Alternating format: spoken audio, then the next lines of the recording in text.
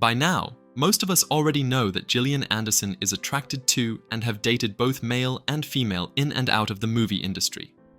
But what most people don't know is she didn't accept that she was bisexual until one of her female lovers died because of it. This might sound confusing at first, but it will become clearer once you watch this video to the end. 56-year-old Gillian Anderson does not have many regrets, but one thing that will forever grieve her is not being very active in the bedroom when she was younger. This was revealed by Gillian herself during a discussion about love and relationships and the importance of sexual fantasy on the Modern Love podcast. Gillian has had multiple lovers throughout her life, so her tales of not having enough sex didn't make sense to a lot of people, but she went further to explain. According to her, while she was rarely out of the love zone, there were a few times in her life when she was without a partner, and that was when she discovered this truth about herself. There's certainly been times in my life between relationships when I was single and suddenly decided that actually I could be more active in the sex arena than I was. To get back into the sex game, Gillian started taking yoga classes, and so the body count continued, but it all started with Clyde Clortz. For the first time since she became an actress, she was actually interested in a script. According to her, this was because the X-Files script involved a strong, independent, intelligent woman as the lead character. Fox wanted a replacement, but Chris stood by Gillian, and she was eventually cast as FBI Special Agent Dana Scully. You know the story from here. Gillian became the first actress to win an Emmy, a Golden Globe, and a SAG Award in the same year. Also, for the role, she received a total of 4 Emmy nominations, 4 Golden Globe nominations, and 9 SAG nominations. But among the many things Dana Scully gave her was Clyde Clortz. Rumor has it that they started dating after her first few weeks on set. Anyway, in 1996, 2 years after her X-Files audition, Gillian exchanged vows with Clyde. Just 9 months later, on September 25th, they welcomed their daughter Piper. "I got pregnant on my wedding night.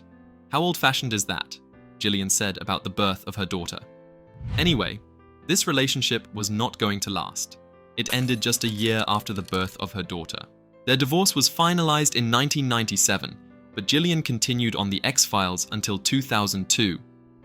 The reasons for their separation, however, was never publicly shared to date. Although there was never enough evidence to prove it, but many speculated about what may have been the real reason for their divorce. And most of the fingers points to Gillian's co-star, David Duchovny, who played Fox Mulder. The rumors got even wilder when they posed together in bed for the cover of Rolling Stone magazine. They had great chemistry on screen, and just maybe, things also continued in that way when the cameras stopped rolling. 16 years after Gillian Anderson left the X-Files after its initial 9-season run, she sat across a table to explain the true nature of her relationship with actor David Duchovny. This was in 2018, and she said, "I don't know much about David Duchovny. If you asked me 10 things about him, I'd probably get 9 of them wrong. We were never close. It's true we spent more time together than we have in any other relationship, but it doesn't mean we were close." So, Gillian is insisting that while they had a great understanding on screen, they didn't have much to talk about in person. The best thing that they both share is deep appreciation and respect for each other's work. Moving ahead from the heartbreak, the next man on the list for Gillian would be Julian Ozanne, the Kenyan-born documentary filmmaker. He was her second husband, and according to her story, when they first met, it wasn't exactly love at first sight. According to the actress, she found Julian very obnoxious during their first meeting at a dinner party, but he was able to win her heart after they kept bumping into each other around London. The pair soon became a couple after 2004, and they started living together in London with Gillian's daughter, Piper. This was a wrong move, as Gillian would quickly find out, and at the end of 16 months, it was announced that she was no longer with him. They are in the process of separating. At this difficult time, they request their privacy is respected. There will be no further comment. The divorce statement read, "This was the end of her marriage with Julian Ozanne." But before Gillian entered into any other serious romantic commitments, she was linked to several famous faces, including British actor Adrian Hughes, Hollywood producer Randy Stone, actor Rod Rowland, and New York restaurant owner Keith McNally. And another person we did mention on that list is Mark Griffiths. Mark Griffiths was a British businessman, and he met Gillian Anderson through a mutual friend. They started a relationship shortly after, but the media was going to punish the actress for this. Conspiracies saturated the industry that her ongoing romance with Mark was the reason why she ended things with her second husband. This was a bad stain on the Gillian Anderson name, and she was determined to set things straight.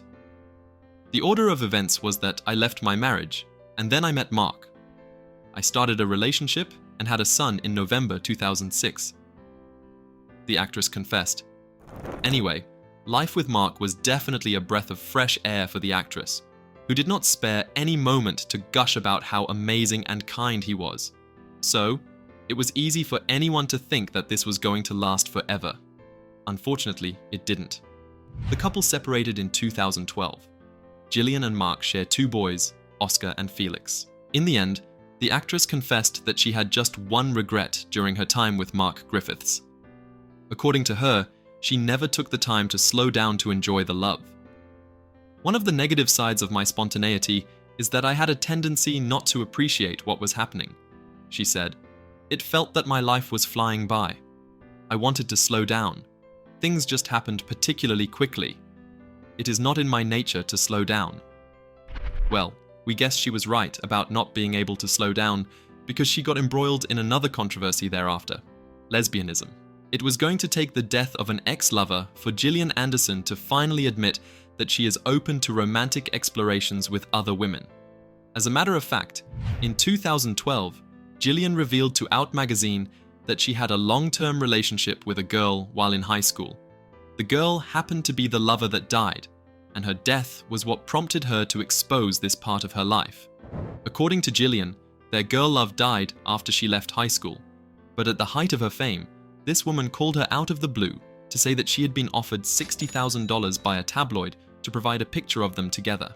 Gillian knew that she needed the money at the time as she was struggling to pay rent, but she refused her the picture. Her reasons were simple. She never wanted that information in the public domain. A few months later, her ex-lover was announced dead, and rumors say that she died of a brain tumor. Gillian has never forgiven herself ever since. To this day, I regret asking her to do that. That 60 grand would have had a greater positive effect on her life than a negative effect on mine. By discussing our relationship, I felt like I was honoring her memory in some way simply by admitting its existence. Gillian, however, insists that sharing a bed with a woman in her youthful years doesn't make her gay. She describes herself as an actively heterosexual woman who celebrates however people want to express their sexuality. This again, she contradicts in a 2015 interview with the Daily Telegraph. In that interview, Gillian confessed that she was open to the idea of entering another same-sex relationship. I could be with a woman next year. It's just who I am. I have absolutely no issue with it whatsoever, and I don't really care if other people have an issue with it, the actress said. On Watch What Happens with Andy Cohen, Gillian said that the last time she had been with a woman was when she moved to New York City right after college. But just recently, in 2016, she started a romance with British screenwriter and playwright Peter Morgan. He is the brain behind the hit Netflix show, The Crown. With Peter, the actress is experimenting with a lot of things to ensure that their love endures. The first would be that they must live in separate houses. My partner and I don't live together. If we did, that would be the end of us.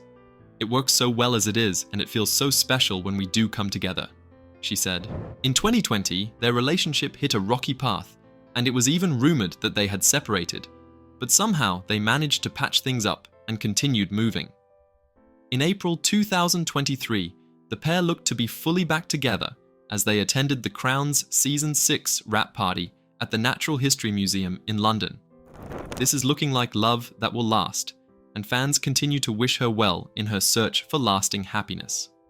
Gillian currently lives with her 3 children in London, where she has lived since 2002.